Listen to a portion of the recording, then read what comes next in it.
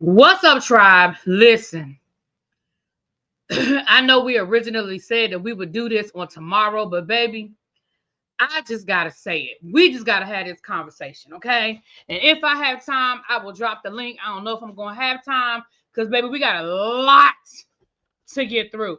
Hey, Boo. Hey, Ebbs. What's up, Vovo, Amber? Hey, China. Let's get into the things of the things of the things. Now, I know YouTube is probably gonna be playing some games with me with the notifications, but I know I had scheduled it for later, so people are gonna be like, "Oh, you said you was going."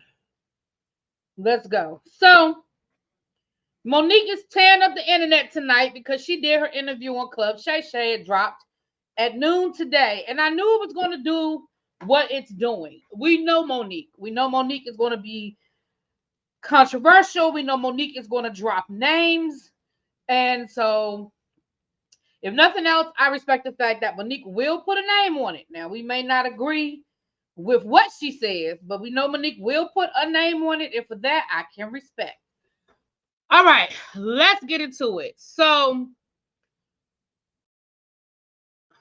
whoops, I hit the wrong button. I think the best way to do this,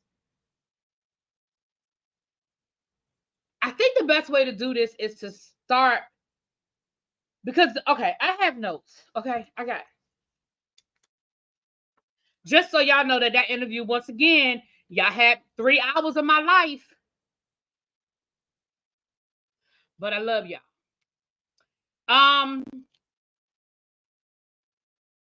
The interview pretty much jumps in, and it starts with the whole Tyler Perry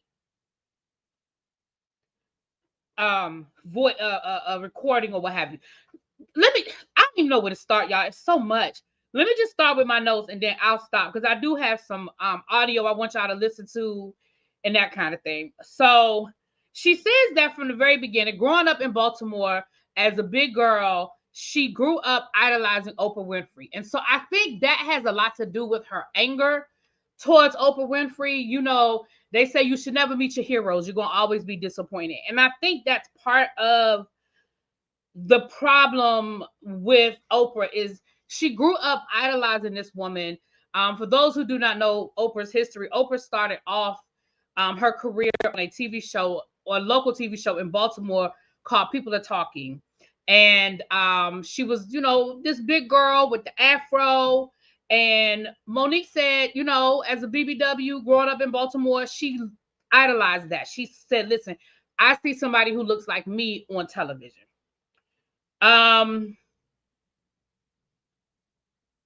Then her and Shannon, Lord, how can I forget the man's name? Her and Shannon got into this conversation about snitching, basically. And she said, you know, she got jumped or they tried to jump her in high school because she told there was a girl, a friend of hers, that was trying to get another dude hemmed up and lied to him about being the father of the child. And she went and told him, listen, you ain't the daddy. She told me that you ain't the daddy, and I don't want to see you get hemmed up. And Shannon was like, that wasn't your business. That wasn't your place. She said it was my place because if I feel like if I see something that's wrong or I see somebody that's being mistreated or being lied on or what have you, I do feel like it's my place to step in. And then she used the example of like Harvey Weinstein, you know, like those people knew what was going on and nobody said anything, and they, you know, and so from that perspective, I was like, well, she kind of has a point. Like a lot of people didn't say anything. And she said, now, you know, if I didn't say anything and that child grew up thinking that that's his daddy, and then 18 years later, he boo, boo, boo, boo, boo. So I was like, I'm not saying I agree with the whole thought process because I do think that there's a point to minding your business. But I also understand, like, if you're going to compare it to Harvey Weinstein, then okay. What's up? Hey, Leslie. Hey, boo. Yes, y'all hit the like button. Hit the like button. Now, it also, again, that helped me understand why she does the things she does. Now, listen, I would need y'all to understand something. I'm not here to defend Monique. I'm not here to crucify Monique, but I'm listening to her, because here's the thing, listening to her thought process and her logic on things helps you understand why she makes the decisions that she makes. You don't have to agree with them. You don't have to like them.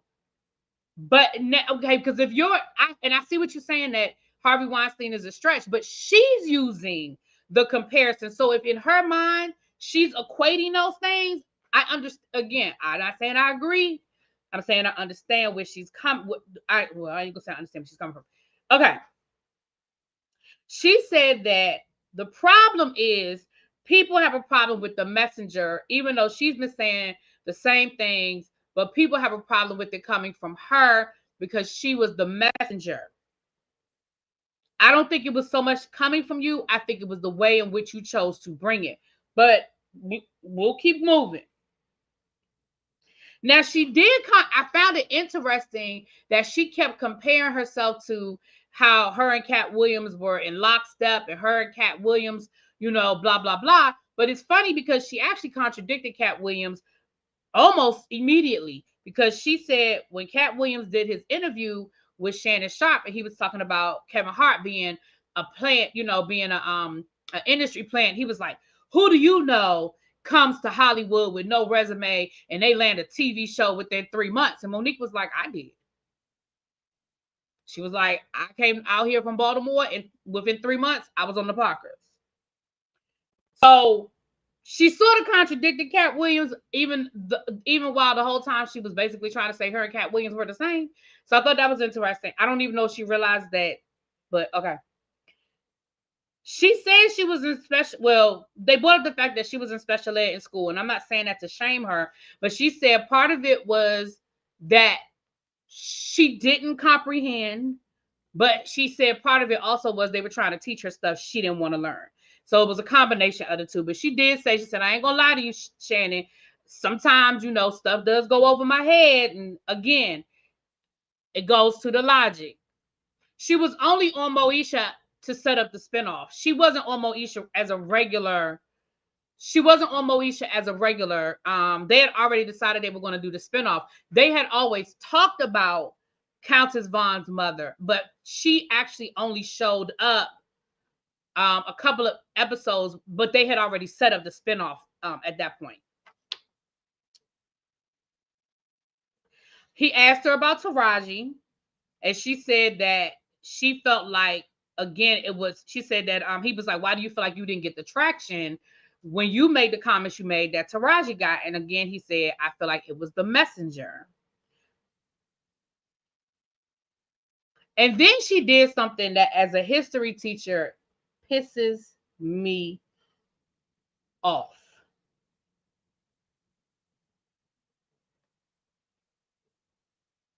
She talked about, she basically was trying to compare herself and say, well, she was the first. She talked about Claudette Colvin. And for those of you who do not know the story of Claudette Colvin was a young girl who did not give up her seat on the bus months before Rosa Parks. And a lot of people try to say that Claudette Colvin story was basically pushed aside because she was dark-skinned and Rosa Parks was light-skinned. And as a history teacher, that pisses me off, because again, we are oversimplifying something. I was saying this yesterday when we were talking about colorism. We are oversimplifying something simply because one person was light-skinned and another person was dark-skinned. And it is not that simple. So as a history teacher, let me give you guys a little bit of context. Claudette Colvin, yes, she was a couple of months in Montgomery, didn't give up her seat on the bus. Full stop. That is a fact.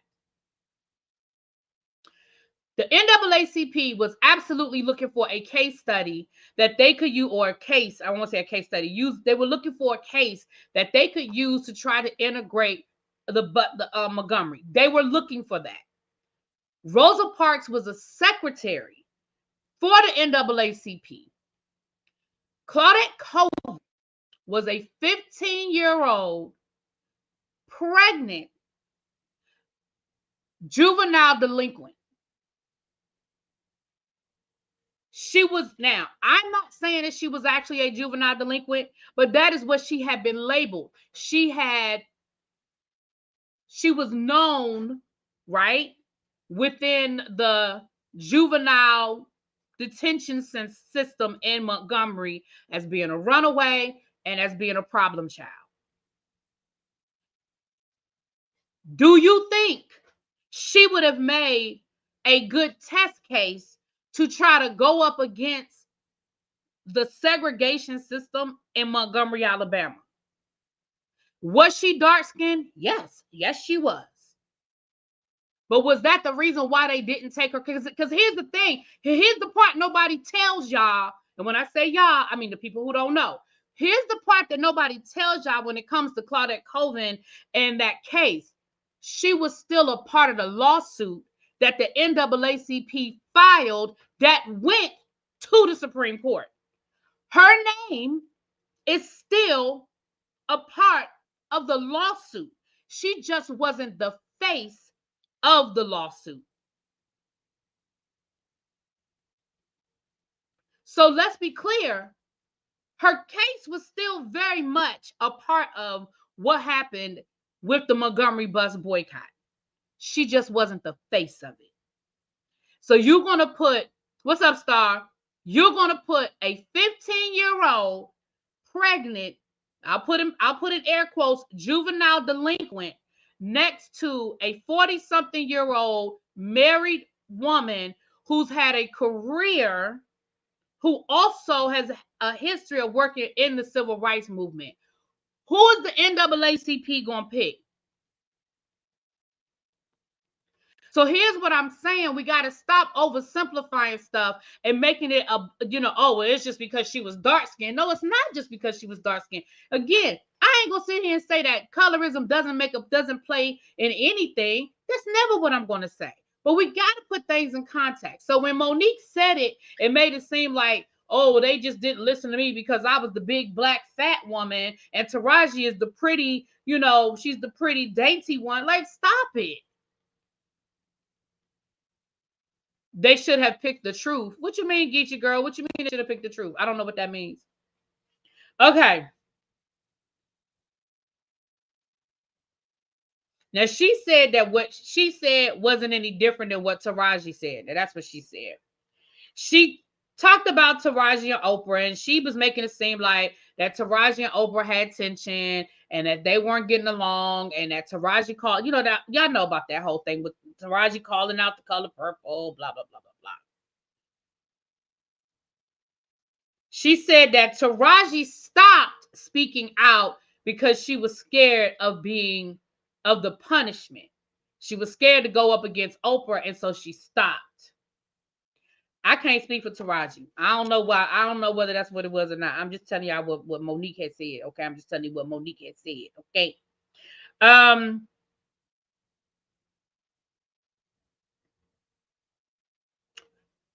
There was something here that I wanted to say, and I lost my train of thought.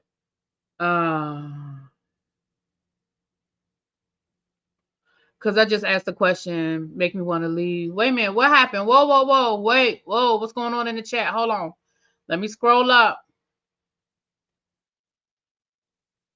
Who is y'all? Me? I asked the question. Hold on, let me scroll up. Let me see what your question was, because I was reading, so I didn't see your question. Hold on.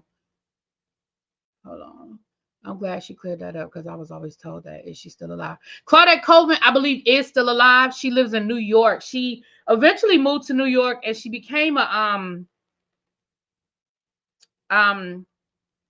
nurse. I don't know what level. I don't know what type of nurse, but she became a nurse. She eventually moved to New York. I hope I'm saying your name right. Maui. I don't see your question, but if you want to ask it again, I didn't see it. I'm not ignoring your question. I was just reading my notes. But Netflix was Ryer stand-up show. But we're gonna get to Netflix, baby. Oh, we're gonna get there. Monique forgets to mention that she was comparing the popular. Oh yeah, we're gonna get to the Netflix. Okay. Oh, it was a miscommunication. Okay. I just want to make sure. I don't want nobody arguing in the chat. Okay. It was something with this Taraji and Oprah thing, and I'm losing it. But okay. All right, so that's page one, child. I got about 4 pages. Okay. Lee Daniels, she talked about how Lee Daniels apologized, and how nobody else has apologized. Now, listen, I'm gonna tell y'all now, if I had a $20 bill, if I had a $20 bill for every time this woman said Oprah's name in this 3-hour interview, I probably could afford to buy my plane ticket to my vacation this summer, because I swear she said Oprah name 5,000 times. I mean, I really felt like that. She talked about how Oprah left her job with people to talking because of low pay. She talked about how Oprah walked away from everything. She said behind closed doors, Oprah agreed with her about the whole Precious thing, which we'll get to in a second. She said behind closed doors, Oprah agreed with her, but Oprah would not publicly back her up.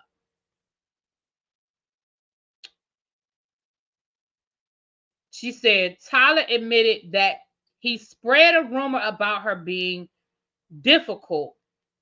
She said that, quote, Tyler Perry said, I violated you and I mistreated you. Now, I'm not saying that Tyler didn't say that. We're going to listen to a part of the audio that she leaked. It's on YouTube. It's a 15-minute video. I mean, we're not going to listen to 15 minutes of it. But there are 2 parts that I want y'all to listen to. And I wrote in my notes right here, I wrote, poor Shannon. I wrote poor Shannon because Monique likes to overtalk you. And Monique likes to because she was like, Shannon, I sent you the audio. So now do you understand? She said, what did the audio, like she was quizzing him. What did the audio say? And I feel like Shannon hadn't listened to the audio because he hesitated, like he didn't know what the right answer was, right?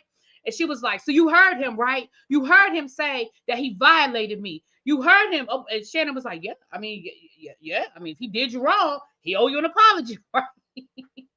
I was like, Shannon, you running into the trap. Walk away. Abort mission. You are falling for the trap, man. So we're going to get to Will Packer too, Xavier. I got a couple of things for y'all to listen to. So the first one I want y'all to listen to, this is a little bit of the Tyler Perry audio that I want y'all to listen to. So, and it's they're recording and look, Shannon even brought up the fact that Monique, you know you wasn't supposed to be recording him. Monique was like, it's not illegal. I didn't do anything illegal. I know the rights. I know what my rights are. I didn't do anything illegal. And I was like, oh boy. So there's some cursing. So let me let y'all know that there's some cursing. I'm gonna let y'all listen to the first few minutes, and then I have a timestamp where I want y'all to listen to a little bit more. So we're not, like I said, we're not gonna listen to the whole 15 minutes, but it's on YouTube if y'all want to hear the whole 15 minutes. Okay, so hold on, let me go back. That wouldn't be fair. I would think that was fair. But what would you want to be done, sir? What would you want it fixed, Tyler? How would you want that fixed? And How would I let me tell you. Let me tell you. So that because and my husband is that part of our team that he has the business conversations. I'm the part of the team that you saw May 13th on the stage.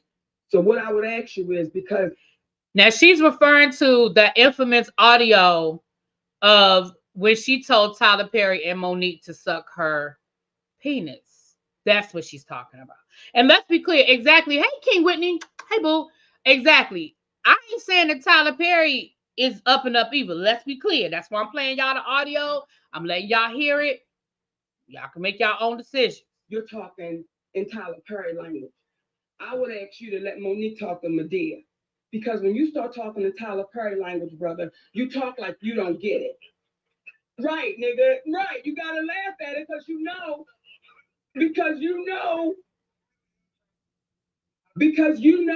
See, let me tell you, Tyler. When I watch your movies, I dig Medea. And you know why I dig her? You know why I dig her, Tyler? Because she could be your mother. You know why I dig her?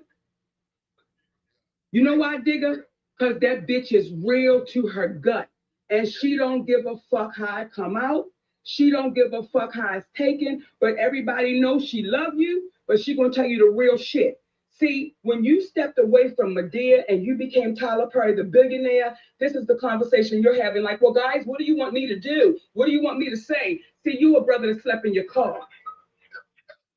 And you needed niggas to fight for you to get you up out the goddamn car. See, your mama that you love so dearly. See, this is when I know that the powers that be and everybody saying on the radio and everybody saying on the media, oh my God, it's Oprah and Tyler. They're the ones that can employ her. Why ever would she say it? Because I love them niggas. That's why I'm saying it. Because I'm tired of reading the stories 100 years from now where we had to go through this shit and we watch our brothers and sisters die and suffer in silence and in poverty, and we know they was right. So what I'm saying to you is, Medea, make Tyler's ass step his ass up.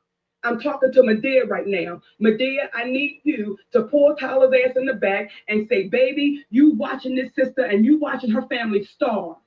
You're watching it. And you're saying, what do you want me to do? Listen, don't you play with that baby like that. You know the shit y'all did was wrong to her. You gave charity, you gave them $400,000 to $500,000 to charity, and you know that bitch got $50,000. Where's my pistol, Brown?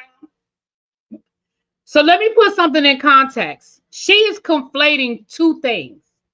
So, and here's the thing, y'all. You can't have it both ways, because I'm going to get to her argument about Precious in a minute. But what happened was she signed up to do it. Well, I guess I'm going to get to it now. She signed up to do an independent film called Precious. It wasn't written. It was based on the novel Precious, and it was directed, produced, whatever, by Lee Daniels. It was an independent film. It was a small budget. So she agreed to take a $50,000 payday. $50,000 payday because it was an independent film. A lot of actors and actresses do independent films because a lot of times independent films end up getting critical acclaim. It puts you in different spaces. Right. It's based on push. Right. Thank you, Majestic. So she's talking about her salary of $50,000, and she's saying, oh, well, you gave away $500,000 to charity, but I only walked away with $50,000. She also brought that up in her interview with Shannon Sharp, talking about how Tyler Perry could give TD Jakes $1 million. Now, here's why I say you can't have it both ways, because her argument is the reason why she was not obligated to do international press for Precious is because it wasn't in her contract to do anything outside. She said she signed a contract with Lee Daniels production company, and it didn't have nothing about international press in her contract. And that is why she wasn't obligated to do it.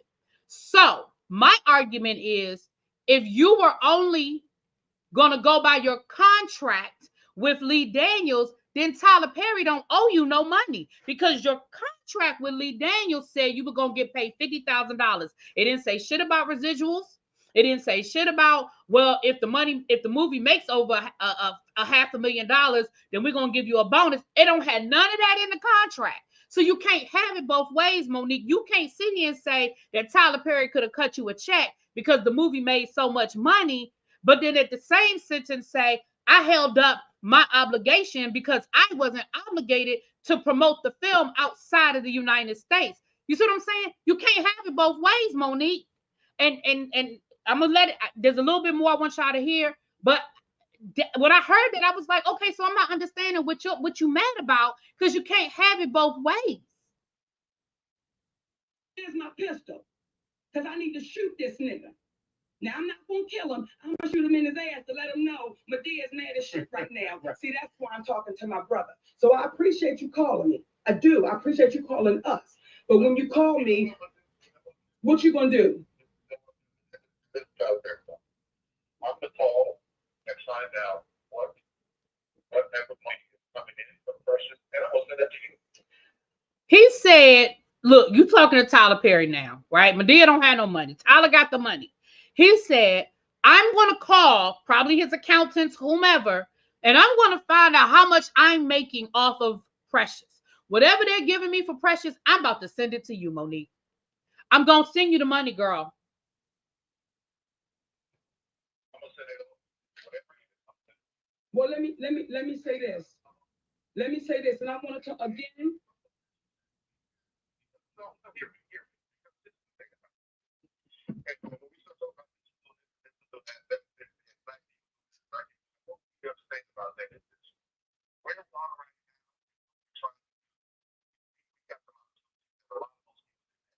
So what I want you to feel one day is that you were mistreated or that you were treated unfair.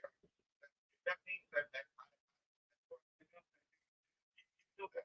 You take that from a place of love. Let me tell you where I'm gonna take it from. Let me tell you where I'm gonna take it from. I'm not even sure why we're still having a conversation. That man said he about to pay you. What we still talking about, Monique? I'm gonna take it from it's business, and I'm gonna take it from my brother saying, "Listen, yo, this is what y'all was supposed to get." No, here's the thing, brother. Well, I don't know what you. See, now she's talking about money. Now, when she was on Shannon Sharp today, she said she didn't have no beef with the money because that's what she agreed to take. But right here, you're saying they owe you, and this is what they owe you. Now, I before y'all get the fussing in the chat, I know she also said that the rumor cost her, and we're gonna get to that rumor in a second. That's the second part of this I want y'all to listen to. She said the rumor cost her money, so maybe that's what she's speaking on. But we're gonna get to that rumor in a second. Here's what we're saying is, when you say, I don't know what it's supposed to be, but I'm gonna send you the check. Listen, not charity, brother. We don't, because see, what happens is, what's not gonna take place on our watch is this. I wrote a check for something that came in, and it's one of those things where you're missing the point. And we believe enough in the universe to understand that, listen, when a person comes to you sincerely with understanding what it is that you're talking about, versus just saying, I'm going to find out what it is and I'm going to write a check. Now it's in the tabloids, you wrote us a check. Because, I know you flew Whitney Houston in on your private jet, So now he's saying, look, I don't want you to try to twist it up like you did us a favor instead of paying us what you owe. Now I'm going to fast forward this because Sydney starts going way left. He starts talking about who wrote the story of David and Goliath. And I don't know what the hell he be talking about, but I'm going to fast forward this because I want y'all to hear.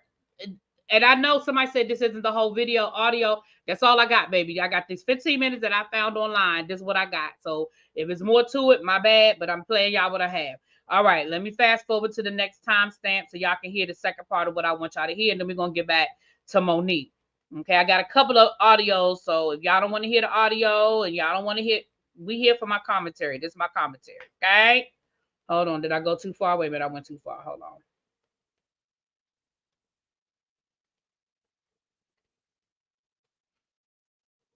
Okay. All I ask you in your private time is, how would you want to be treated if you were in a situation where people or a person put out something false about you? Then someone said that they didn't have the same experience with you. They're glad that they had a great experience with. This is why I have trouble answering that question, because it starts as a question and it goes in that direction. So I was on to you for a minute. Let me stay with the question, because you make a good point. Let me stay with the question. The question is, what would you want someone to do for you who said things about you and or mentioned things about you, alluding to the difficulties that they had with you, all because you chose. I'm not finished. All because you chose. How can you answer something and I'm not finished?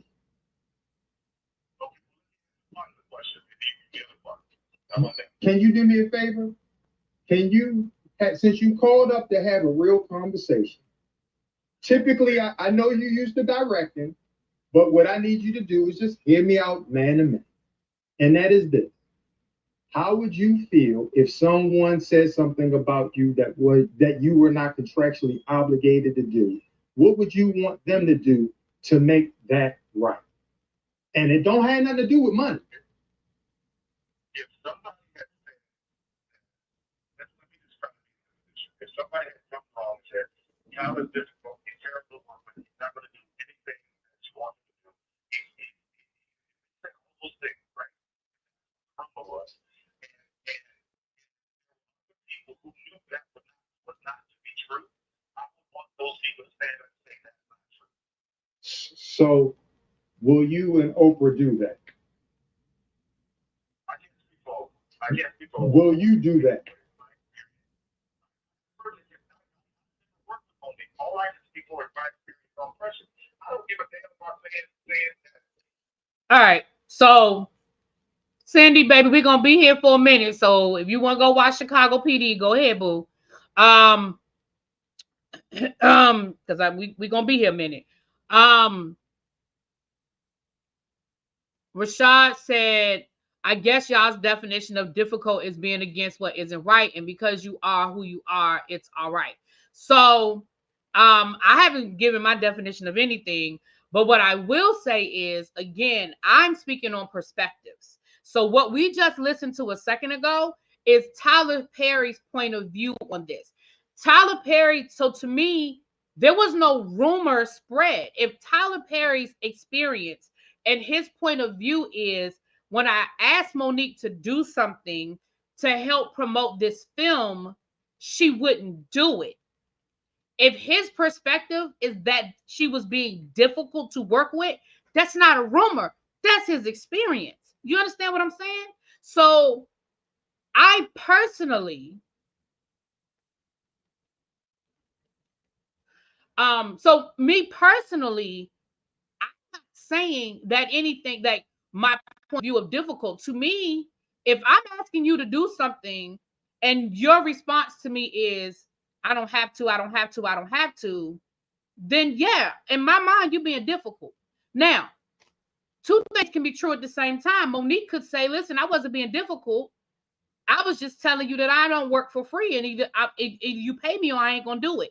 Two things can be true at the same time. And that's fine, Miss Carter. You can disagree, boo. Tell me what you disagree with. Put it in the chat. Okay.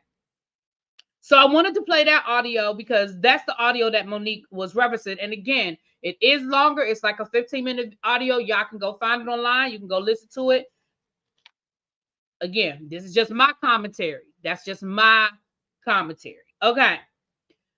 Rosie O'Donnell got a bigger role in League of Their Own because every time Penny said she needed something, Rosie said, I will do it. Yeah.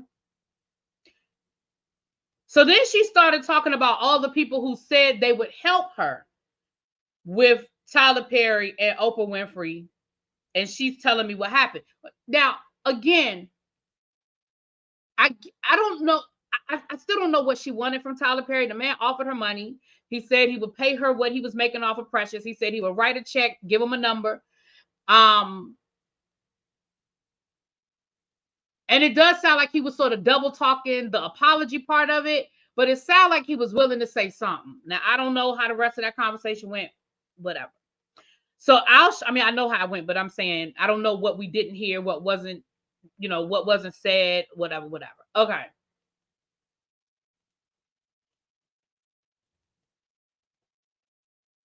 So she said first she went to Al Sharpton and told Al Sharpton what happened.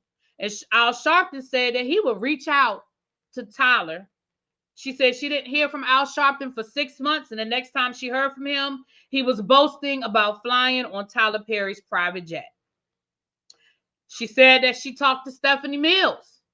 And Stephanie Mills said that she would reach out. And she said that Tyler Perry told Stephanie Mills, I will meet with Monique, but I will not meet with her husband. And that Monique will have to apologize for, I guess, telling him to suck his dick. I don't know. But he said, I will meet with Monique, but I will not meet with her husband. Monique said, my husband is my manager, and I won't meet without my husband. Okay. Kevin Hart said,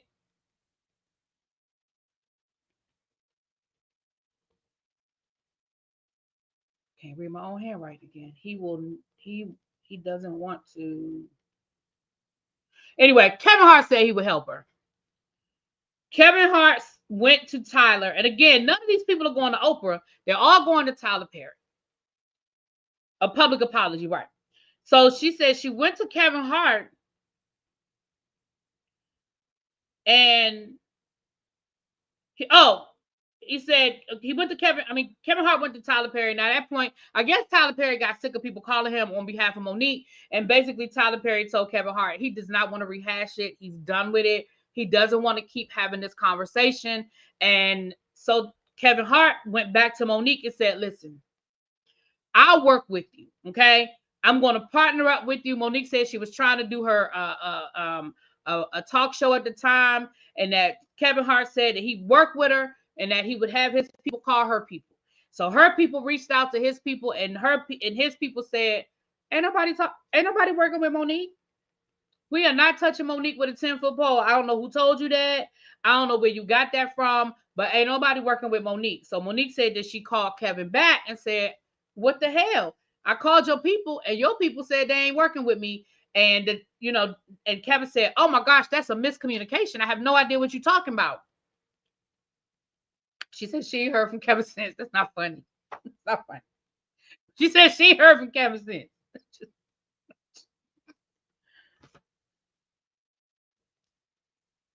Now, she did say that when she needed it, Kevin loaned her money, and that she paid him back. And so that they had a good relationship. They had a relationship or whatever. Okay. She said that she lost the role of Cookie on Empire because of the rumors that she was difficult. I wrote in parentheses Lee Daniels.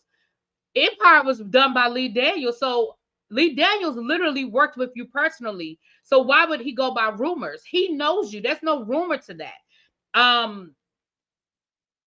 Now she said that she was offered the role of Cookie. Because Shannon said something about, well, were you offered the role or were you being considered for the role?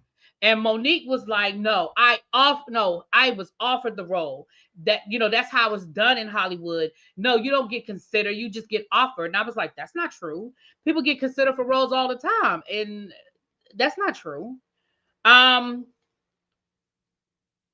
She said that when she did the Oprah Winfrey show after she won the Academy Award for Precious, she said the crowd was cheering for her and she felt like Oprah got a little jealous. Now, she said that I know that people might not believe me. People might think that I'm being a little extra, saying that, and that could be it, that Lee Daniels didn't want to fall out with Tyler. That could be valid. She said, but after that, Monique said she was up for the role in The Butler. She said next thing she knew, Oprah was doing that role in The Butler, which again was a Lee Daniels production. But Oprah was also executive producing it. She then said that Lee Daniels was supposed to be doing a biopic on Richard Pryor, and she was supposed to play Richard Pryor's grandmother. And again, next thing you knew, Oprah was going to play that role of the grandmother. Again, Oprah was executive producing the project.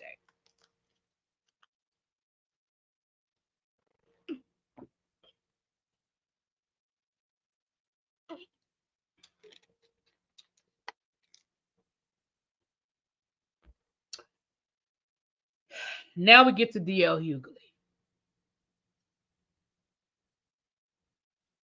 Why was everything going through Lee Daniels? It wasn't going through Lee Daniels. It's just that Monique was working with Lee Daniels on these projects, right? Okay. Because Lee Daniels was the executive. He was also the producer, director, whatever role. Okay. Hey, you guys coming in. So she said, okay. Then she talked about her beef with Oprah having her family on the show. She said that Oprah called her about she said, your brother wants to apologize for what he did to you. For those who do not know, Monique's brother molested her when she was a child, and he wanted to apologize to Monique, and he wanted to, I guess, publicly apologize or what have you. Oprah reached out to Monique and said, "Hey, your brother would like to apologize. I want to have him on my show. Um, would you be interested?" Monique said, "Absolutely not." She said, but she told Oprah, "Go ahead and do the show.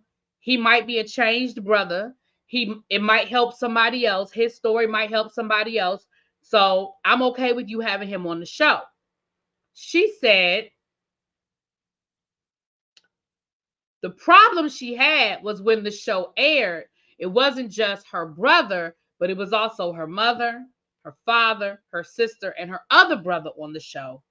And that is where she got upset, because she said that Oprah never told her that the rest of her family was going to come on the show and basically defend her brother or support her brother, or however it was. She said, "I had talked to Oprah about my relationship with my mother, and Oprah knew about what we were going through and the things we were going through and dealing with.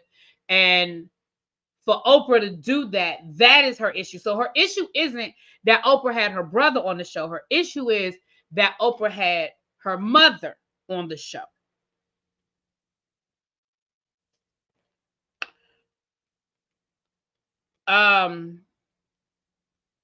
So here's the DL Hughley story. She said that she did the DL Hughley did his radio show. And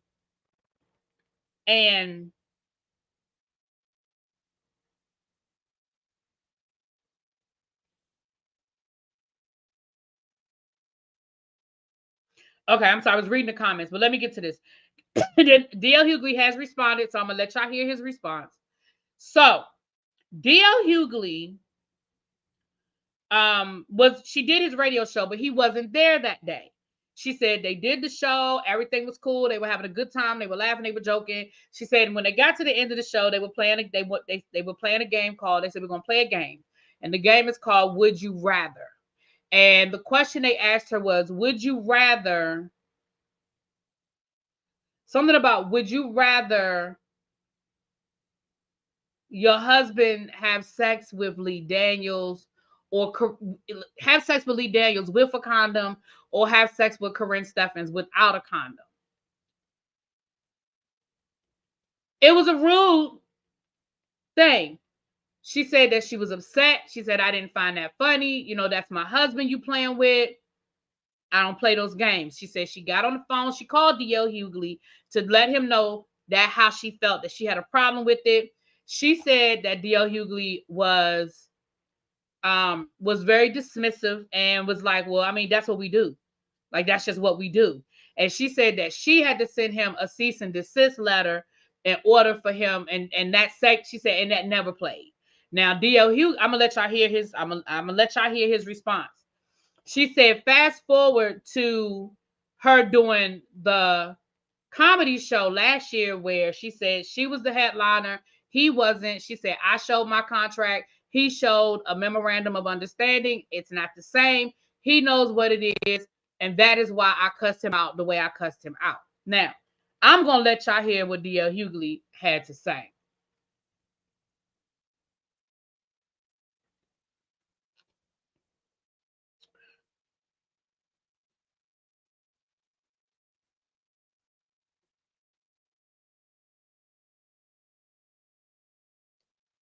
Well, Club Shay Shay is getting messier and messier. It's almost like Wendy Williams didn't go nowhere. She just got a weight set. So Monique was on. Every time I see Monique these days, she's on doing some greasy ass video with her and her daddy complaining about something or working out. I don't know nobody that work out that much and gain weight unless every crunch you do has got Captain in front of it. But apparently she goes on Club Shay Shay and tells the story about how she came on my radio show and I wasn't there at the time. And my co-host Jasmine Sanders played a game that we played all the time with everybody called Would You Rather.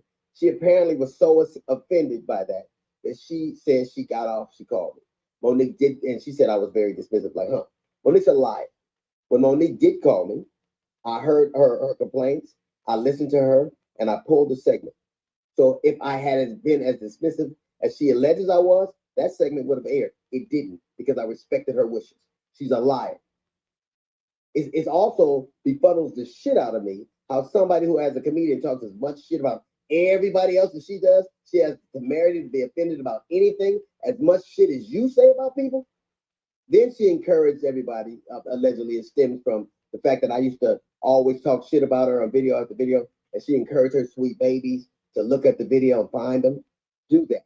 Do exactly what she says. And you know what you're not going to find? You're not going to find any evidence of that, because Monique is a fucking liar. She's lying about it.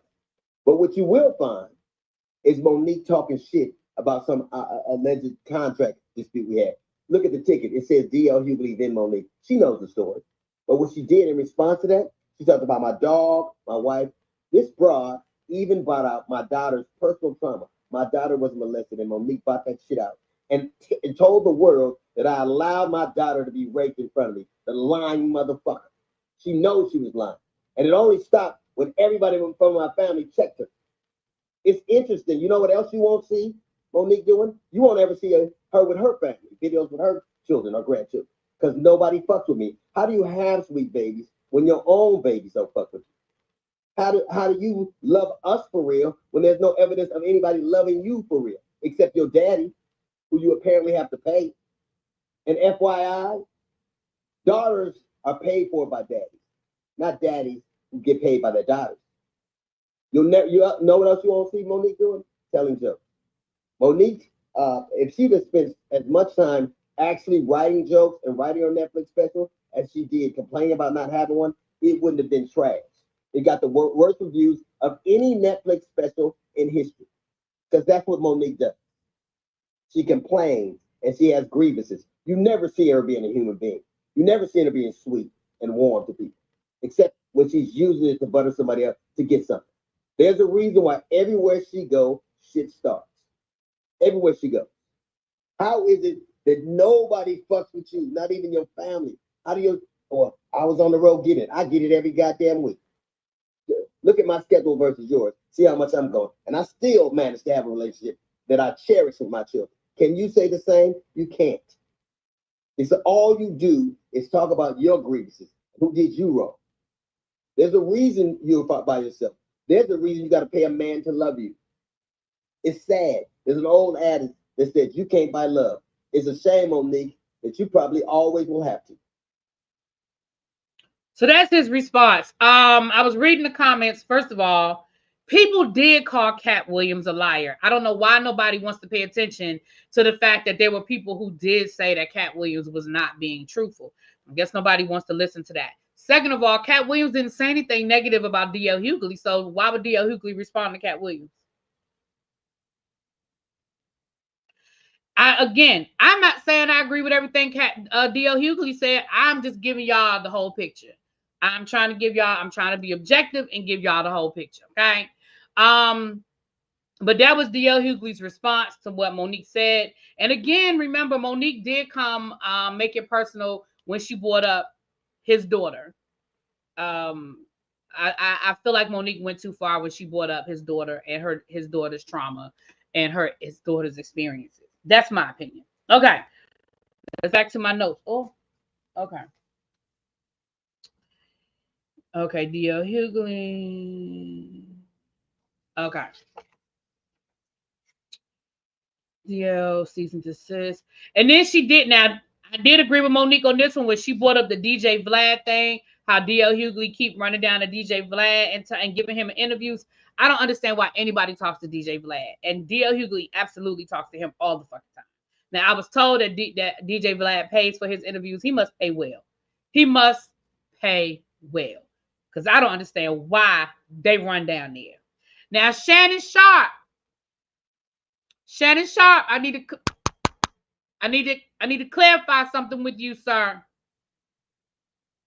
Baltimore is not part of the DMV. I know it is confusing to people who do not live in this area because DMV stands for DC, Maryland, and Virginia. And I understand that is confusing for people who don't live here. So when you say that Baltimore is part, he said that you will come from the DMV. Monique, you were supposed to correct him and tell him you don't come from the DMV, you come from Baltimore because it's different. Now, I didn't explain that to y'all before.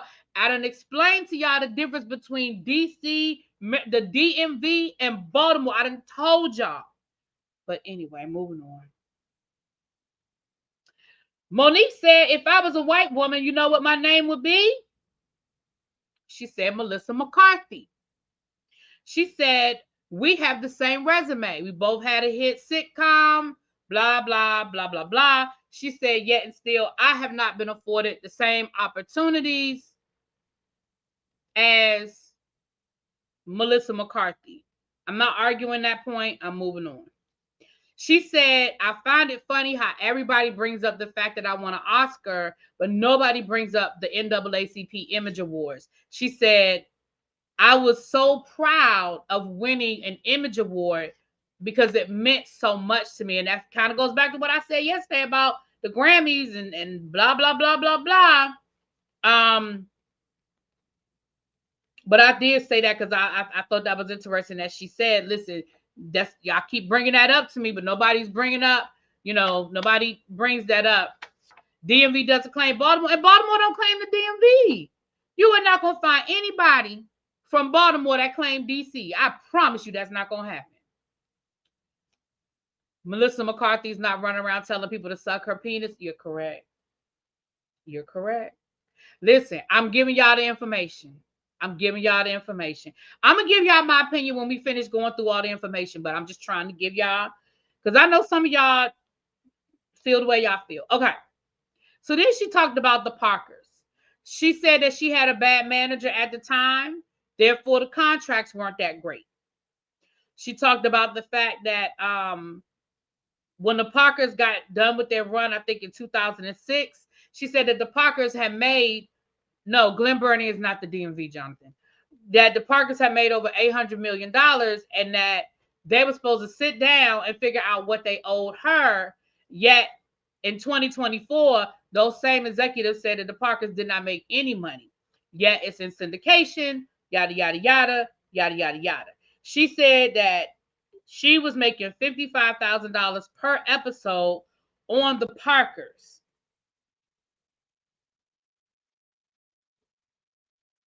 Now, when she was doing this whole thing on the Parkers, see, there go Miss Toby, and Miss Toby from Baltimore. I'm telling you, Miss Toby know what it is. Miss Toby know what it is. Now I'm gonna say this, and again, I know y'all gonna, I really was trying to I really was trying to go in this with a clean slate, but I just feel the way I feel, you guys. Throughout this whole Parker's conversation, she kept going back to how nobody told her anything. Nobody told her anything. She didn't even know where to park on the lot. She was parking on the outside of the lot because she said that it said people that were there for the Parkers park on the outside of the lot. She said it took somebody to show her where her parking space was because she didn't even know where to park her car, okay? She said that she was naive and she didn't know. Nobody taught her. Nobody taught her. Nobody taught her. Now, all of that is valid. However, she doesn't seem like the easiest person to try to give information to.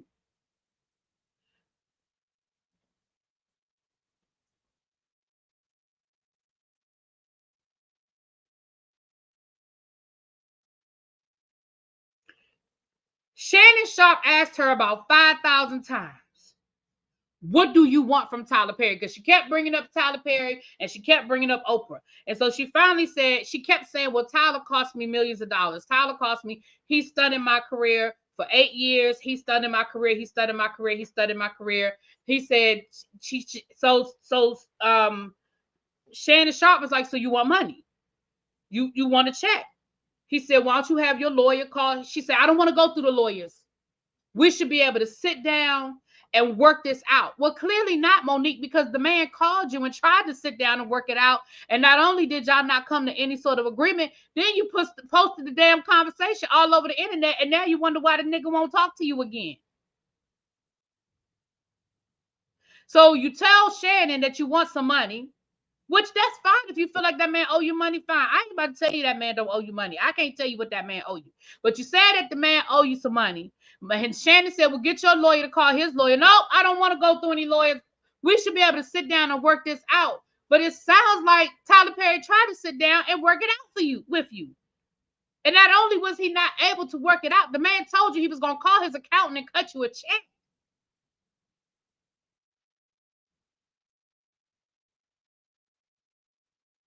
You got off the phone with him with no damn money. I think at that point, I said she wants to be a victim. She enjoys the role of victim. She, you know, there's some people that always got to be a victim. And in my opinion, she enjoys being the victim because it sounds to me that you have had a few opportunities to make this right. Now, as far as the Parker situation, again, I don't know the contract you signed versus what they told you versus what the show made versus. But what I will say is $55,000 per episode in 2006 on an independent network that no longer even fucking exists. I feel like you was making some pretty decent money. She said they did 22 episodes a year. Y'all do the math. $55,000 times 22 for 6 years. I mean, I'm sure she didn't start at 55,000, but by the time she got her last season, I feel like she made some pretty good money. Now, if you didn't sign a contract that opened you up to residuals or the residuals you think you deserve, again, that is between you and whoever your manager was at the time. And I'm not saying that you didn't get duped. I'm not saying that they don't owe you money. I'm saying I don't know. That's what I'm saying. I don't know.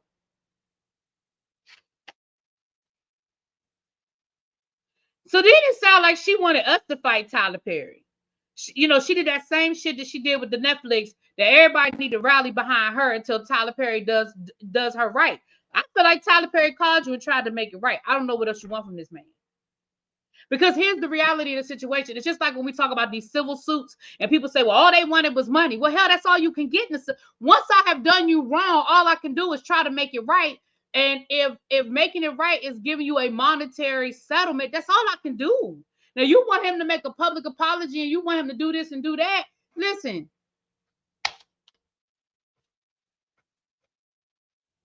You might not get that.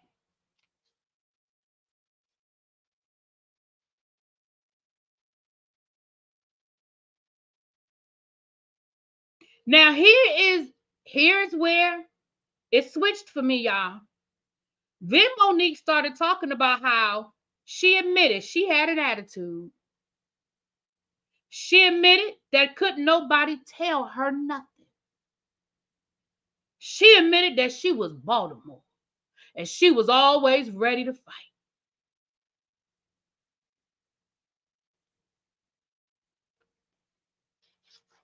That's what she said. I'm going to read it to you again. She admitted she had an attitude.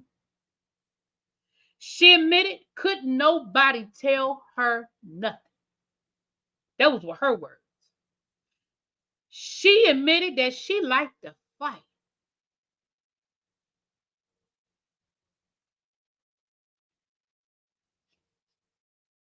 That's when she started talking about how her husband raised her because he was the one that helped her see the world and made her stop acting so daggone, immature and childish and da-da-da. That's when she got into the whole husband conversation. I ain't about to go down that road. Now, let's get into Precious. Monique signed her contract with Lee Daniels production company. I explained this already. It was an independent film. She signed it for $50,000. Tyler Perry, I think the story goes that Lee Daniels gave Tyler Perry the movie, wanted him to see it.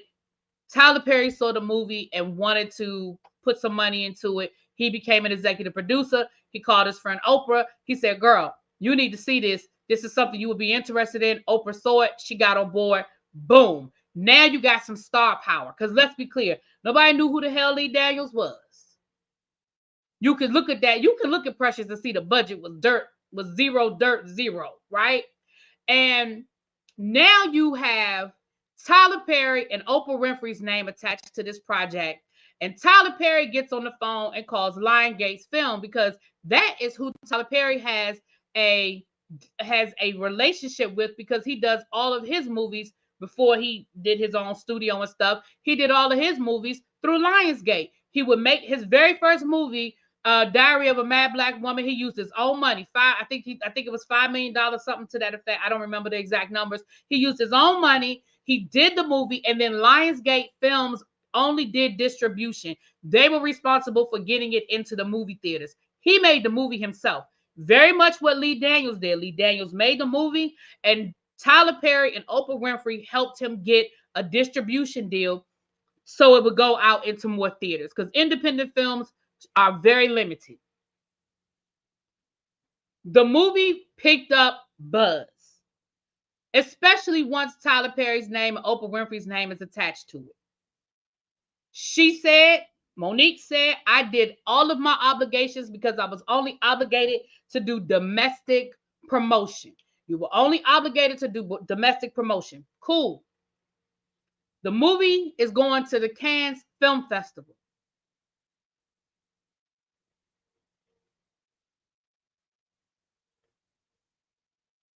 The Cannes Film Festival. The #1 film festival in the world. It's in France, though.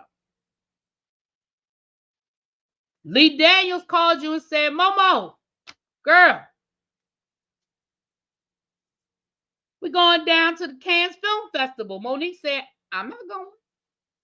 Monique said that she had babies. She was on tour doing a comedy tour. She said she had a break from the tour and she was going to stay home and spend some time with her babies. That's what Monique said. Lee Daniels said, girl, it's Cannes. Monique said, somebody going to pay me?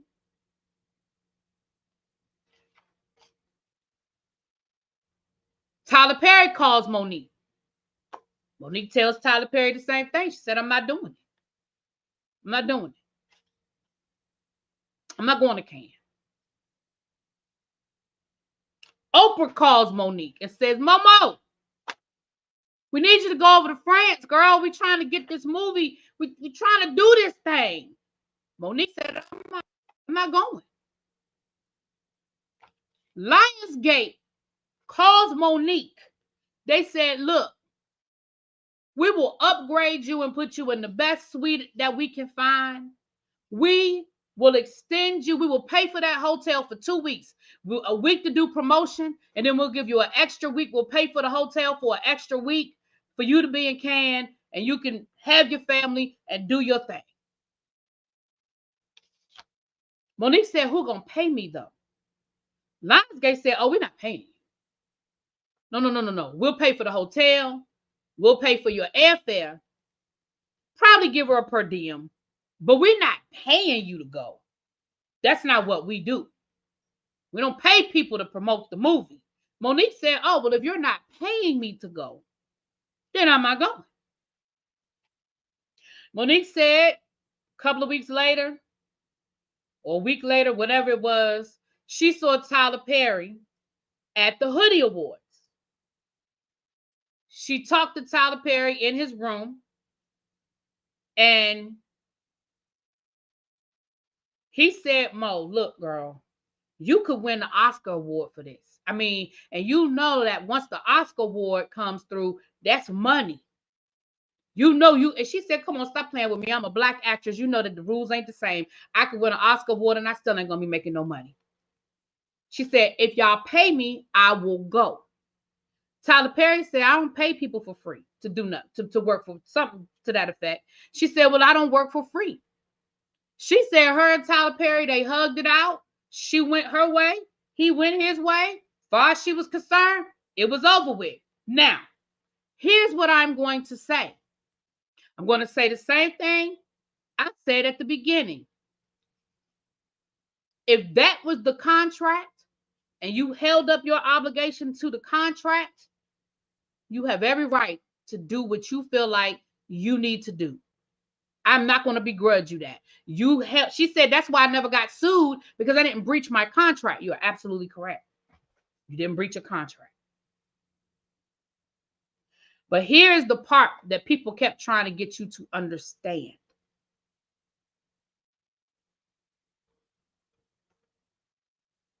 You still got to play the game. And people don't want to hear it. People don't like it. And that's fine. You ain't got to agree with me. You could take the easy road or you could take the hard road.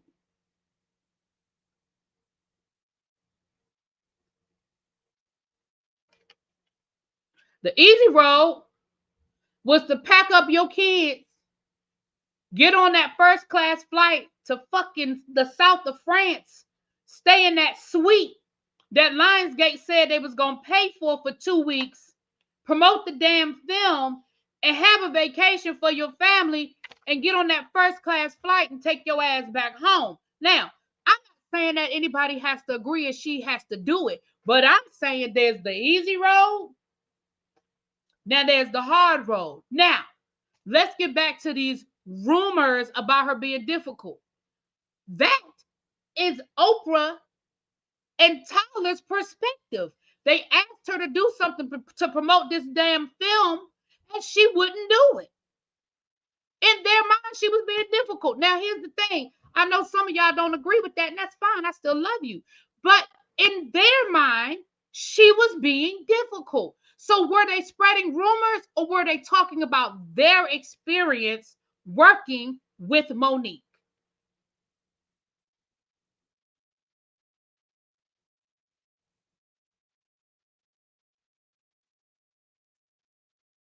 I'm basically admitting either do what we say, because at this point, we're kind of asking nicely, or we blackball you. I didn't say, I don't know where you got any of that from. Rashad, I don't know where you got. They only offered that stuff for her, not her family. They had to stay back on the street. What are you talking? Y'all be hearing what y'all want to hear. I have no idea what you're talking about. They said they was gonna fly that woman first class and they was gonna pay for a suite. What are you talking about? They only offered it to her. They didn't offer it to her family. She bought the damn tickets for her family. What are you talking about? I didn't say nothing about nobody being blackballed. I didn't hear none of that. See, there's a difference between being blackballed and me telling my experience.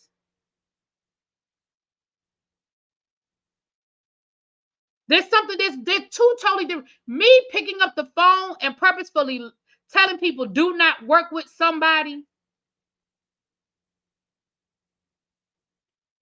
versus it was hard as hell to work with Monique. That's her experience. Now, let me let y'all hear the conversation that was had on The View when Monique went on to The View. Now, let me get that queued up for you guys so y'all can hear it. Okay?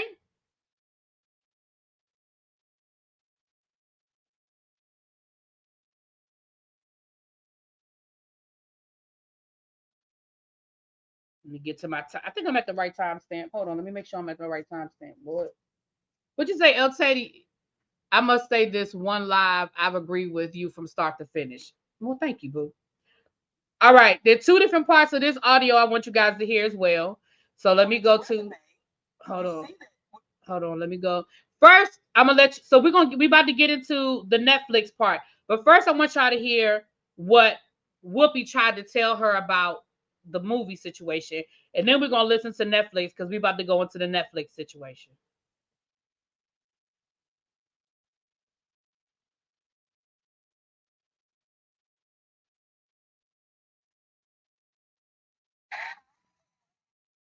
Hold on, let me.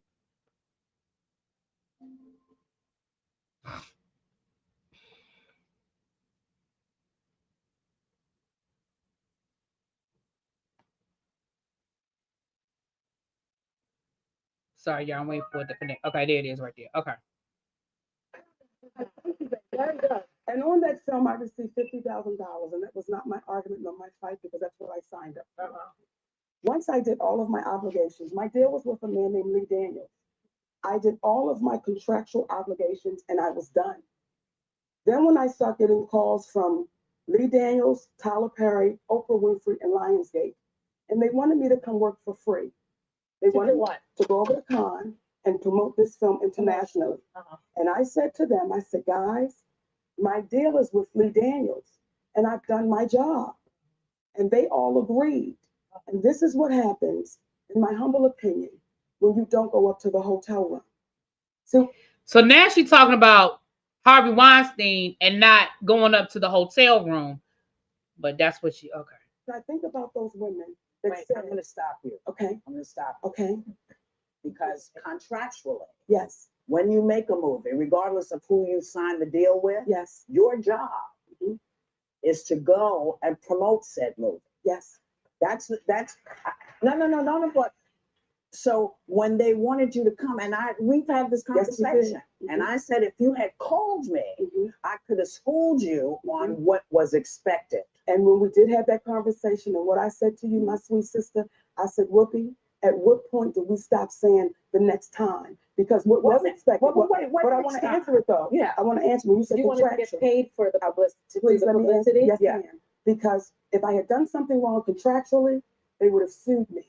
The reason why no one could do anything to me contractually, because they found out I did nothing wrong contractually. So when they asked me to come overseas to promote the film, when I said, guys, I'm spending time with my family, I'm going to pass. Now, when I make the statement, this is what happens when you don't go to the room. What Tyler Perry showed me, Lee Daniels, Oprah Winfrey, and Lionsgate. When you don't do what we ask you to do, we'll take your livelihood. So for 8 years, my family has suffered and my career has suffered because what I would not allow those entities to do was bully me. And because I didn't allow the bullying to happen, this is now what I sit in. Yeah. Shoot. So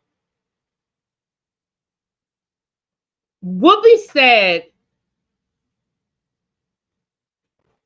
this is what's expected when you promote a movie.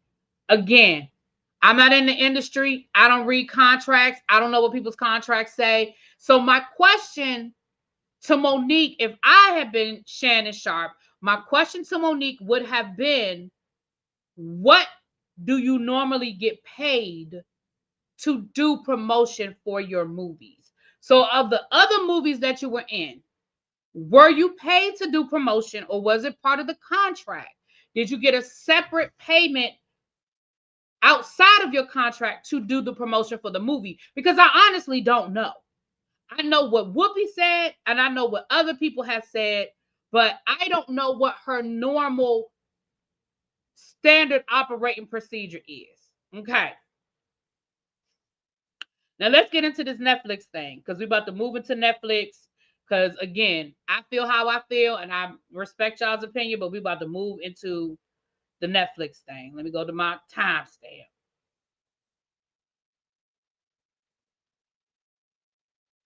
Hold on, where am I? Oh, I went too far. I'll just let it play from here because I don't want to go too far. 126 less than Amy Schumer would get paid. And Robbie Pearl said, well, we go by what we anticipate you'll do. Right. So then Sydney said, well, based off of Monique's resume, you see that what she's done. I know, but we don't go off of resume. He said, well, then may I ask how you came up with Amy Schumer's number? He said, well, she sold out Madison Square Garden twice, and she had a hit movie in 2017. Sydney then said, is that not Amy Schumer's resume? And this is the response. Radio silence. It got dead silent. And then he said, we appreciate what you're trying to say. And then they said, well, because Sydney and Attorney Anderson said, well, what is your best offer? Robbie Pearl said, we'll go back and we'll meet with the team. And then we'll come back to you guys. But Monique, when she sold out two full houses at Madison Square Garden, that means the girl can pull. It's all about asses in the seat. I totally agree with you. You know what I mean? So that's on her resume. That's what she drew. Yes, I totally agree with you. And when you look at the resume of Monique, that's asses in the seat. About the resume. It's about how many people you draw. The point is, it's also about the resume. Because what happens is, our finish line keeps changing. And when I say that, Whoopi, as a Black woman in Hollywood, see, initially you're told, build up your resume. And that's what'll get the money. Then you build up your resume. And then they'll say, well, you know what? We see the resume, but we'll get them the next time. And you never meet your next time. So when it comes to Netflix, and with Amy Schumer and Dave Chappelle and and Chris Rock. And let me say this, what they got, they were supposed to. I don't have an issue with my sister Amy, nor my brother Dave and Chris. But when the vice president of Netflix says to my husband and our attorney, by the way, Monique is a legend too. Well, if I'm a legend, why wouldn't I get what the legends are getting? Because they explained to you why you wasn't getting what the legends was getting, Monique. Because Chris Rock and Dave Chappelle and Amy Schumer are selling out arenas. And by your own, what you literally just said was that your career was hurt.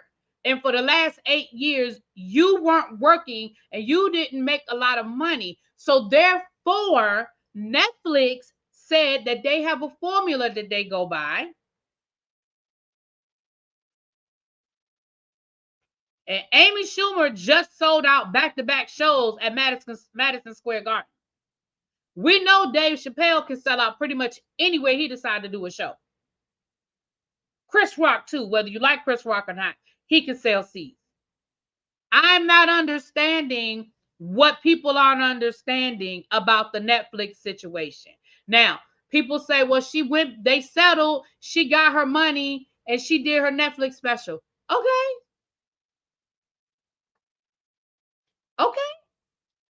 Now, somebody said she got what she asked for. How you know she got what she asked for? That stuff is private. We don't know what she got. We have no idea what Monique got. And you could say, well, Monique told me. Okay. I can tell you I got a $10,000 check from YouTube last month. That don't make it true. That just means that's what I told you.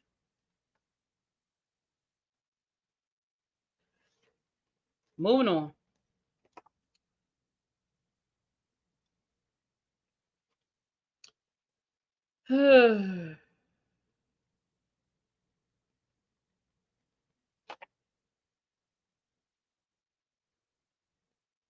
She brought up Oprah's makeup artist, the one that just passed away, and she said that he did an interview basically confirming what she said, that Oprah was like, I ain't paying her. Now, the reality is, could Oprah have cut Monique a check? Could Tyler have cut Monique a check? Sure, they could have. They didn't want to. There it is. Okay. Then we get into the Will Packer. So she said, nobody can tell you that I was ever unprofessional or I was ever difficult on a movie set. Nobody can tell you that, Shannon. Well, except for Will Packer. Let me tell you that story. So here's the story of Will Packer and what happened between her and Will Packer. Okay.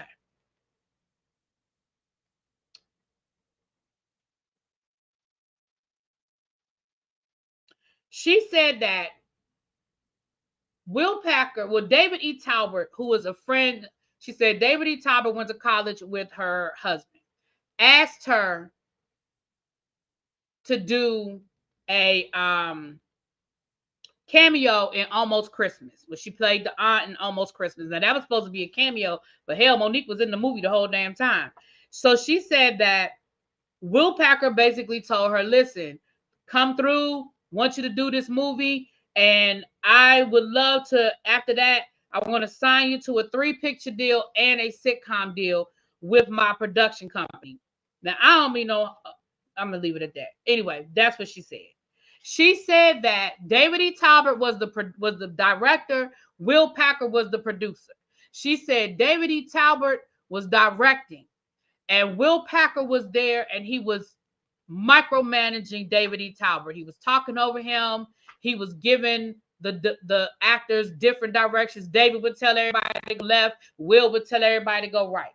She said that she spoke up, and she told him he was being disrespectful, and he wasn't, and that he was wrong to come down here and to be trying to talk over David and take over his set. That David was the director and he was the producer, and he need to go and do his job and let David do his job.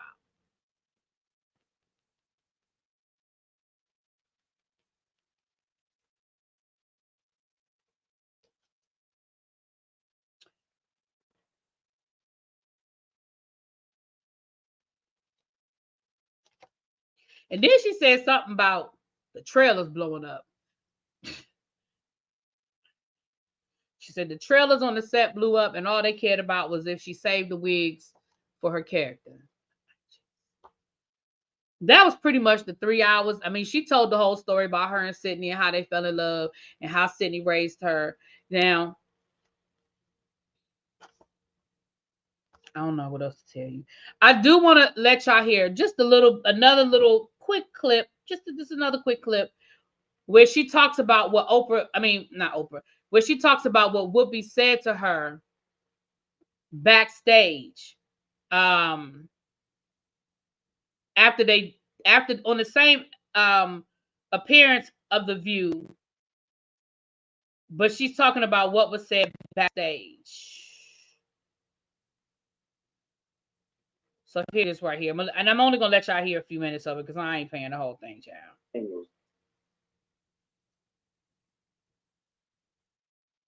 You decided to join us to have this conversation about inequality and bullying that takes place, we want to say in Hollywood, I was going to say Hollywood, but all over the place. But we're talking specifically about it happening in Hollywood. Daddy, you want to start it off? All right, baby, you in the flow. I'm going to follow your lead. Talk to me. Well, you know, while we were on this hiatus, I was doing some interviews, right? Yes, you were. And I was doing interviews pertaining to the Netflix deal and also this whole blackball situation. Mm-hmm. Because the lowball offers and the blackball situation, it all ties in together.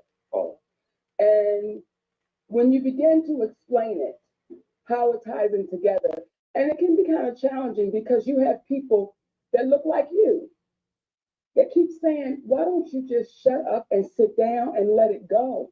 Why don't you just leave it alone? And because you're going to keep running your mouth, don't you know you're ruining it for yourself? And my response to people that are saying that is, if I wanted to shut up, I couldn't. Because it's in me. It is, that's something that's in me. I'm sorry, y'all. I didn't get the timestamp, but it's coming up. That I remember Rodney Perry saying, how do you do it? And I said, Rodney, I would have to ask myself, how would I not? Because when you know what you're standing for, despite the folks that are saying, no, no, no, no, no, you must say, yeah, yeah, yeah, yeah, yeah. Because when you, Isn't that a song? Baby, I didn't know if you was going to catch it down. I'm only telling you no. But you know what you're standing for is right. You have to be fearless. On The View, The Breakfast Club, you know, we might as well try to address as much as we can while we have them here. Let's try to address as much as we can while we have y'all here. And the call-in number is 404-832-2963. And we're going to try to get to as many of your calls as we can today. But the first point in hand, we want to address, when I was on The View. Okay, here it is. I was explaining the situation, and our beautiful sister Whoopi stopped me and said, I wish you would have called me because I could have schooled you. And what we were talking about was, I was not willing to work for free for a movie called Precious. And they wanted me to come overseas and promote this film. And when I say they, the they is Lee Daniels, Tyler Perry, Lionsgate, and Oprah Winfrey. And because those four entities were unable to bully me to come work for free, as I said on The View, the last 8 years of my life, my family has suffered and my career has suffered because those four entities have set back and they let a lie brew and they let it build and build and build and said absolutely nothing. So when Sister Whoopi says to me on the show, you should have called me because I could have schooled you. Now, Whoopi and I had a conversation before I went to The View. And I was very appreciative of Sister Whoopi for setting that up because I called her at home and I said, hey, Whoopi, you got a minute? She said, give it to me. And I let her know what was going on. Within 2 days, we get a call from the producer from The View. Let's get it set up. I appreciate our sister for that. But the conversation Whoopi and I had before I got to The View, when Whoopi said to me, if you would have called me, I would have told you, you go to Cannes and you tell them to bring your family over there and it could be a family vacation. And I would have told you, you go over there and you let those people see you. And I said, Whoopi, and I would have said to you, at what point do we have to say no? At what point do we have to say no? Because what you're saying to me is what's been said to me throughout my whole career. Let's keep our fingers crossed and hope for the next one. Let's hope for the next one. And if you get over here and they really like you, they might give you a chance. So this is a conversation that my sister and I had off camera, but I'm sure she's not offended that we're having it publicly because she's that kind of woman. Well, she says what she means. So when we had that conversation before I even got to the View, I was very clear about my position, and she was very clear about her position. And neither one of us was wavering from our positions. So when she said on the View, I would have schooled you. When we got off camera, and Whoopi Goldberg and I went up into her dressing room, and she did not have to do this, y'all. This is why when I say she's a beautiful sister, people said they clashed. We didn't clash. We just agreed to disagree. Because when we got to her dressing room and we were sitting down, and this is what she said to me. She said, listen, dude. She said, but from the first time I saw you, I loved you. So I'm going to tell you right now, you got to take some of this responsibility. And the real problem is, Monique, you're being ill-advised, you're not thinking for yourself. And the real problem is your husband. At that point, I had to grab Whoopi Goldberg's hands as we were sitting across the table from one another. And I said, sister, let me tell you about my husband because you're misinformed and you're making. So then she goes on to talk about how her husband raised her and blah, blah, blah, blah, blah. Once upon a time, that was true. Whoopi spoke on that when Barbara Walters called her to work, she needed to work because at one point in time, Whoopi Goldberg had been blackballed. And she had been blackballed herself. So she did speak on that before, but I don't think that's the case now. I don't think Whoopi is in a financial situation today, but I know at one point in time she was.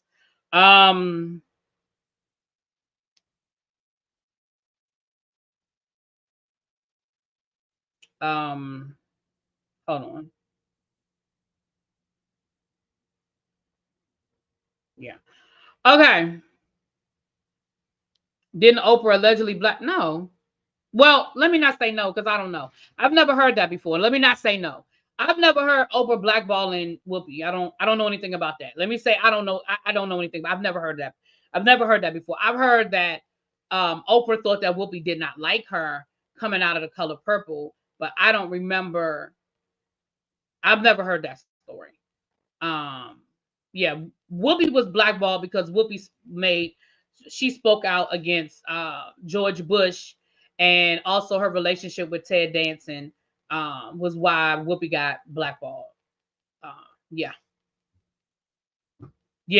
her doing blackface with Ted Danson, and then she had her own sitcom called Whoopi, where she made some comments about the president, who was George Bush at the time, and the network didn't like it. The show got canceled like after one season. Yeah, so no, it didn't have nothing to do with Whoopi. I mean, with Oprah. Nope. Okay. Here's the thing. I have given you guys the information. Even though it took us an hour and a half, it was a 3-hour interview. I've let y'all hear Whoopi's words, Oprah's words, D.L. Hughley's words, Tyler Perry's words. People are gonna feel the way they feel. I'm not here to change anybody's mind. Y'all know I just bring y'all what I have and I give y'all my opinion and we keep it respectful and we move on. My opinion has not changed. I have been very consistent on how I feel about this whole situation from the very beginning, and my opinion has not changed. I feel like my opinion, because here's the thing. I'm a teacher.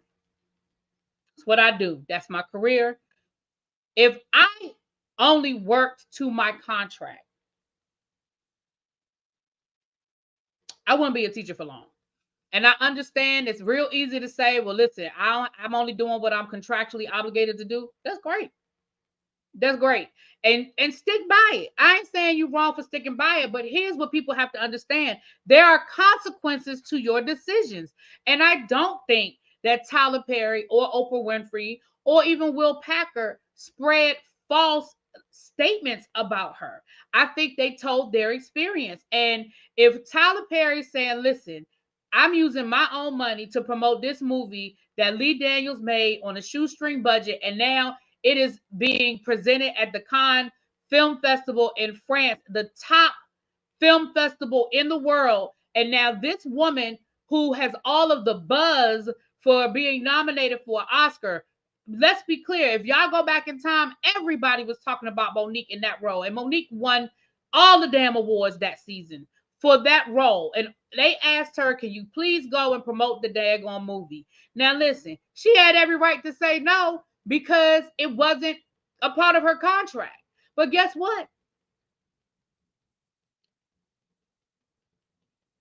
There are consequences to you making that decision. And the consequence was Oprah Winfrey, Tyler Perry, Lionsgate Films felt like you were being difficult. That was their opinion.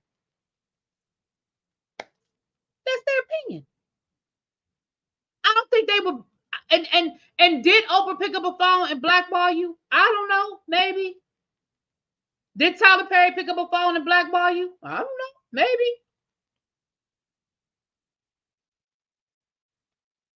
But I don't think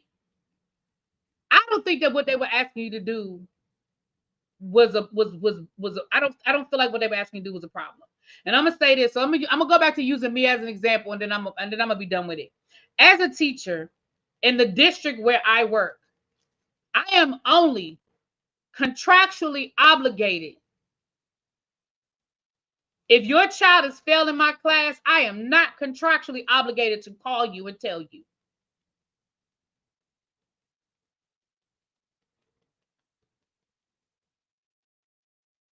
If you email me after school hours and you want to ask me a question about your child, I am not obligated to answer that email until school hours.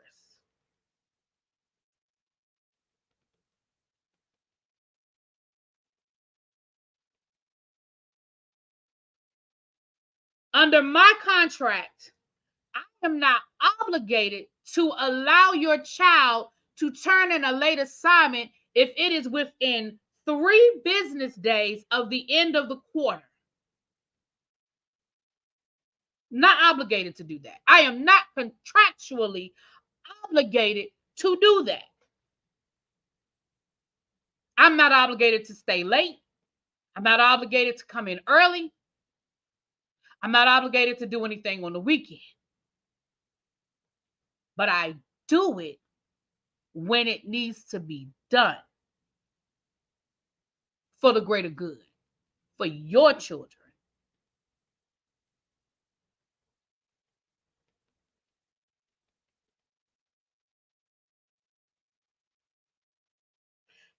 And again,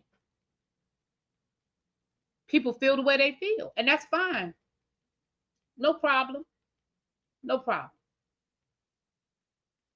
T. Jones say I'm not contractually obligated to connect my students to resources, but I do.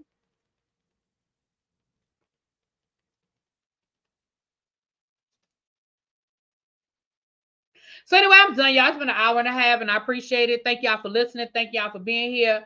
Woo, it's 11 o'clock. Y'all got me up past my bedtime talking to y'all. See, now I got to get ready to get up and go to work in the morning. Wait a minute. That's Monique's point. When you do say no, because your school district can pay more. Huh? Rashad, that don't make no sense. Let me read it again. Let me read that again. That's Monique's point.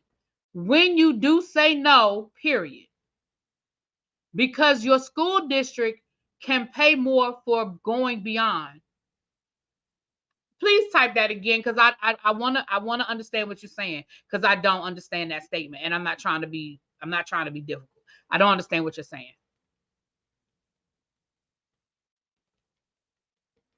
T. Jones says, I don't know many people who don't do extra on their jobs. Me either. I'm gonna be honest with you, me either. I don't know. Most people do more than what they're contractually obligated to do. Most people, not everybody. Not everybody. Thank you, Corey. Thank you, my love. I'm gonna wait and see if Rashad is gonna retype that, because I really wanna understand that. He means you get overtime. No, I don't. That's my point. No, I don't. I don't get paid extra for anything I just said to y'all. I do not get paid extra for none of that. What makes you think I get paid extra, baby? I'm a teacher. I don't get paid extra for none of that shit. None of it. Not one thing that I give y'all as an example do I get paid extra for. I don't get paid extra for coming in early.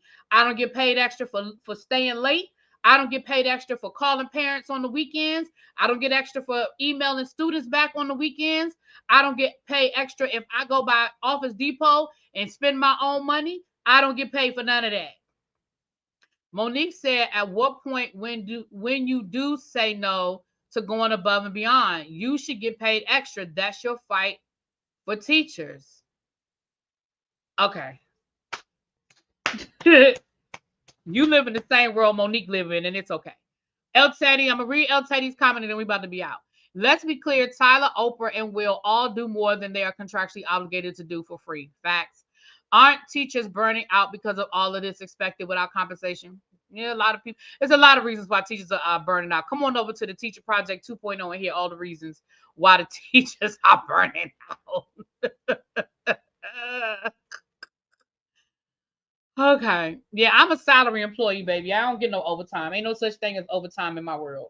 I ain't seen overtime. I ain't seen overtime in 20-something years since I've been teaching.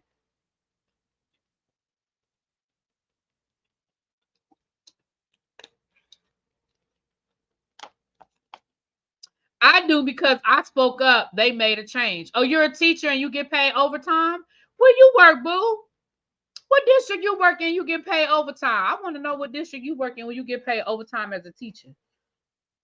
I want to know that. DCPS has an admin premium. Yeah, for doing a whole nother job. Well, I can't speak for DC. I speak for where I work. I get paid if I do a club. I get paid if I cover a class. I get paid. There are certain things that I can get paid for. But as far as my salary is my salary. A salary increase. I get a salary increase, but now you're moving the goalposts. We're not talking about a salary increase. We're talking about your contract. I'm not talking about what I get paid. I'm talking about working to my contract.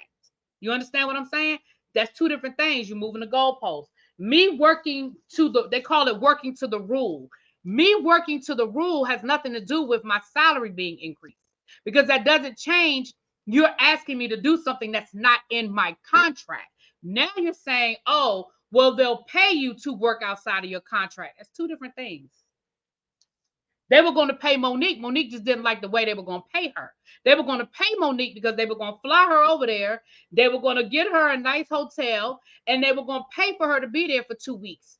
That's what they were going to do. Now, that's not how she wanted to be paid, but they were going to compensate her.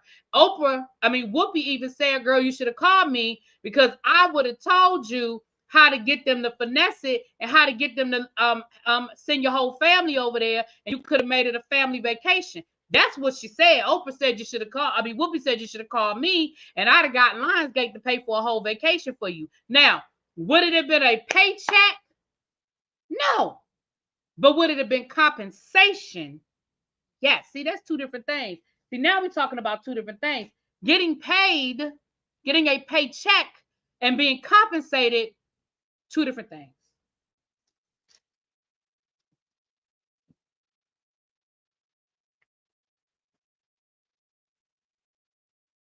Let me get out of here, y'all. I gotta go to work in the morning, to my job. I gotta go see the churn in the morning, child. I gotta go see the churn in the morning.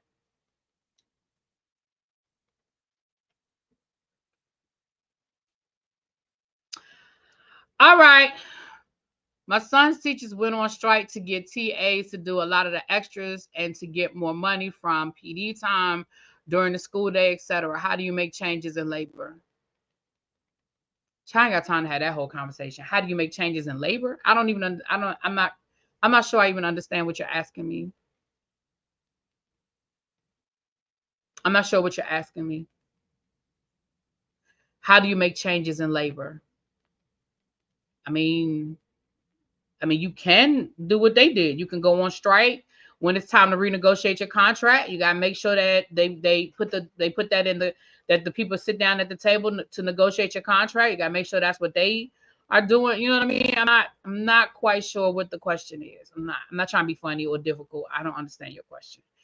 And it might be because I'm tired. So, but yeah, the biggest thing is negotiation through the union when it's time for a new contract. All right, y'all. I'm about to be out. I love y'all. I'm gonna talk to y'all later. Mwah. Tracy dropped the link for the Teacher Project 2.0. Join me over there where me and El Teddy talk about all the issues as it relates to education, and we talk about all of these things. So grab that link, subscribe, set the notifications so that when we go live, you guys can be in the chat and you can ask all of these questions. And I won't be tired because I've been up since 6 o'clock this morning, and maybe I'll be able to explain better what your question is. But other than that, I'm out, you guys, for real this time. Mwah. Peace.